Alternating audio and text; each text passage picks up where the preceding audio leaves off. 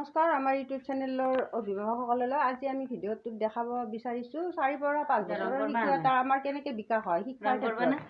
আমাৰ 4 পৰা 5 বছৰ শিশু এটা আমাৰ বিন্দু সংযোগ কৰাচোন এইটো কি হয় কিতাৰ্থ কোৱাচোন কি বনাইছা এইটো কিতাৰ্থ হৈছে ধুনীয়া হৈছে কি বনাইছা কোৱাচোন নামটো কোৱা এই যে আমটো বনাইছে এইটো হৈছে আমি ডাইৰেক্ট যদি এটা শিশুক আমি আম এটা বনাব দিওঁ তেতিয়াহ'লে শিশুটোৱে আম এটা বনাই দিব নোৱাৰে কিন্তু আমি যেতিয়া আমটো এটা বিন্দু সংযোগ কৰি বিন্দুবিলাক দি আমি এটা আম আকাৰত বনাই দিওঁ সেইবিলাক কাম আমাৰ অংগনবাড়ীত চলে যদিও আমাৰ অভিভাৱকবিলাকেও কৰিব পাৰে শিশুৰ লগত আৰু এইটো আমি মানে বিন্দুটো সংযোগ কৰা হয় তাৰে আগত আমাৰ শিশুৰ হাতৰ সূক্ষ্ম মাংসপেশীৰ বিকাশ কৰা হয় আমাৰ এই হেৰি যি শিশু আমি দেখাইছোঁ এইটো হৈছে আমাৰ 4 পৰা 5 বছৰৰ শিশু আৰু তাৰ মানে সম্পূৰ্ণ অংগনবাড়ীত ৰেগুলাৰ হয় আৰু সেইমতে আমাৰ তাৰ এই শিশুটোৰ আমাৰ সূক্ষ্ম মাংসপেশীৰ বিকাশ হৈয়ে গৈছে অলৰেডি গতিকে এতিয়া আমাৰ 4 পৰা 5 বছৰৰ এই আমাৰ কিতাপ থাকে আমাৰ যোগান ধৰা আছে ভাৰত চৰকাৰৰ পৰা কিছুমান কিতাপ থাকে আমাৰ বয়স অনুপাতে আৰু সেনেকৈ আমাৰ বিকাশবিলাক কৰা হয় এতিয়া এই শিশুটোৱে আমাৰ এনেকৈ বিন্দু সংযোগ কৰি এটা আম সম্পূৰ্ণকৈ ৰাখিব পাৰে অকল আমেই নহয় ক খবিলাকো আমি বিন্দু সংযোগ কৰি 4 পৰা 5 বছৰৰ শিশুক আমি বিকাশ সাধন কৰোঁ গতিকে এনেকৈ আমাৰ অংগনবাড়ী কেন্দ্ৰত আমাৰ শিক্ষা পদ্ধতি চলে আমাৰ অংগনবাড়ী কেন্দ্ৰত আমাৰ এনেকুৱা ধৰণৰ কিছুমান আমাৰ কিতাপ ভাৰত চৰকাৰৰ পৰা আমাৰ আছে যেনেকৈ 4 পৰা 5 বছৰ 5 পৰা 6 বছৰ এতিয়া আমি এই যিটো আমি অৱগত কৰাইছোঁ শিশুটো আমাৰ 4 পৰা 5 বছৰৰ শিশু গতিকে এই 4 পৰা 5 বছৰৰ শিশুক আমি এনেকুৱা ধৰণৰ কিছুমান আমি কিতাপত আমাক মানে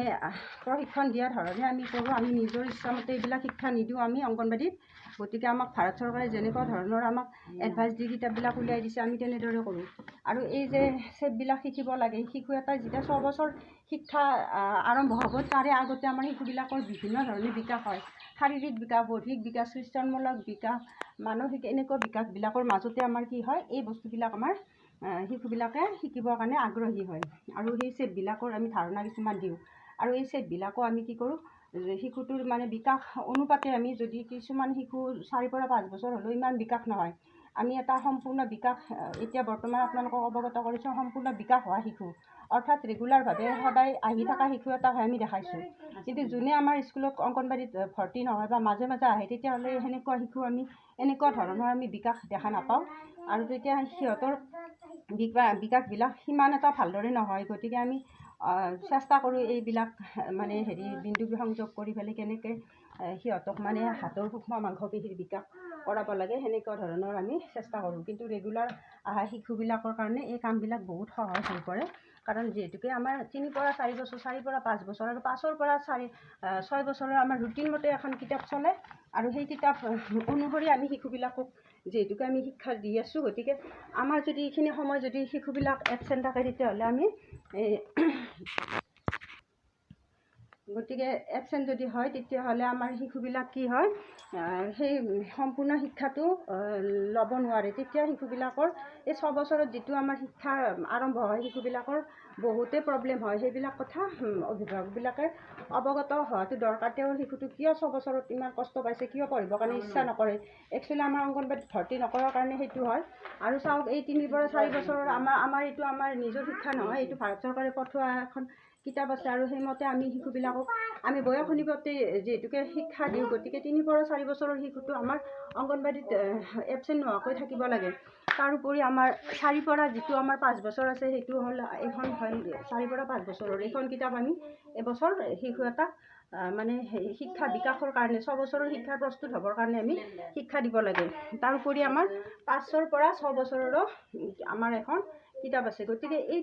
তিনিটা বছৰে যদি শিশু এটা অংগনবাড়ীত ৰেগুলাৰ অনা হয় তেতিয়া নিশ্চয় আপোনাৰ শিশুটো সম্পূৰ্ণ কি হ'ব প্ৰথম শ্ৰেণী পাব 6 বছৰত তেতিয়াহ'লে কোনো ধৰণৰ আপুনি শিশুটোৰ পৰা ডিষ্টাৰ্ব নোপোৱাকৈ সি মানে ধুনীয়াকৈ মানে ছিষ্টেমতে পঢ়া শুনাত আগবাঢ়ি যাব গতিকে বিকাশখিনি আমাৰ আগতে হোৱা দৰকাৰ গতিকে অংগনবাড়ীত আমাৰ মাত্ৰ বিকাশহে হয় গতিকে আমাৰ সেই মৰ্মে আপোনালোকক আমি ভিডিঅ'বিলাক অৱগত কৰাই আছোঁ যিহেতুকে আমাৰ অংগনবাড়ীত এটা ভাল শিক্ষা চলে আৰু শিশুবিলাকক তাৰ পৰা বঞ্চিত কৰিব নালাগে ডাঙৰ সৰু বুজি পাইছেনে কিতাৰ্থ কিতাৰ্থ ডাঙৰ কোনটো কৈ দিয়া গুড কিতাৰ্থ গুড তাৰপিছত সৰু কোনটো এইটো আমাৰ হয় ৰেগুলাৰ আহি থকা শিশু আৰু